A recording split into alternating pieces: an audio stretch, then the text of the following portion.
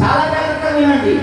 యెహోవా ఇలాగున సెలవిస్తున్నాడు, నీ వ్యాధి ఘోరమైనది, నీకైనటువంటి గాయము బాధాకరమైనది.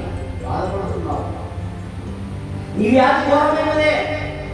నీ గుండెకు తాకినటువంటి ఆ గాయం ఏదైతే ఉందో, నీ మనస్సులకు తగినటువంటి గాయం ఏదైతే ఉందో, నీ కుటుంబానికి తాకిన గాయం ఏదైతే ఉందో, ఇదిగో నీ జీవితం పడిపోయేటటువంటి గాయం ఏదైతే ఉందో, అది బాధాకరమై నిన్ను కృంగ చేసుకునేది వాస్తవమే. నిన్ను ఏమాత్రం కూడా సమాధానంగా ఉండకుండా చేస్తుంది ఆ గాయం, అది వాస్తవమే. ఈ సంవత్సరంలో దేవుడు కాపాడుతున్నప్పటికీ ఏదో ఒక గాయము నిన్నో, నీ కుటుంబాన్నో, నీ కుటుంబంలో ఉన్న వారిలో, నీ మనస్సును తాకి నిన్ను బలహీనపరుస్తుంది, అది వాస్తవమే. అది వాస్తవమైనదే. కానీ ఆ గాయము ఎందుకు అయ్యింది, ఆ బాధ ఎందుకు కలుగుతుంది, ఆ శోధన ఎందుకు కలుగుతుంది, ఆ దుఃఖానికి గల కారణం ఏంటి? ఎందుకు నేను బలహీనపరచబడుతున్నాను? ఎందుకు శోధన కలుగుతుంది? ఎందుకు నేను అనుకున్నది నాకు దక్కించుకోలేకపోయాను?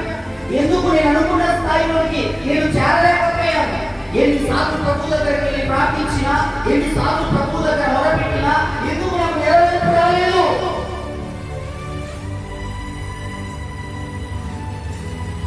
అని చాలా సార్లు దేవుడి మీద సని, దేవుడి మీద గొనిగి, దేవుడి మీద తిరుగుబాటు చేసినట్లుగా ప్రవర్తన మారిపోయినప్పటికీ దేన్ని కనుగొనలేదో తెలుసా? నీ గాయానికి గల కారణం ఏంటో కనుగొనలేక దేవుడి మీద తిరగబడ్డావు.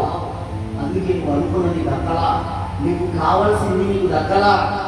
నీవు ఏదైతే కోరుకున్నావో అది దేవుడు నీకు ఇవ్వలా. నువ్వు పరమాత్మ ప్రార్థన చేస్తున్నా ఆయన అంగీకరించలా.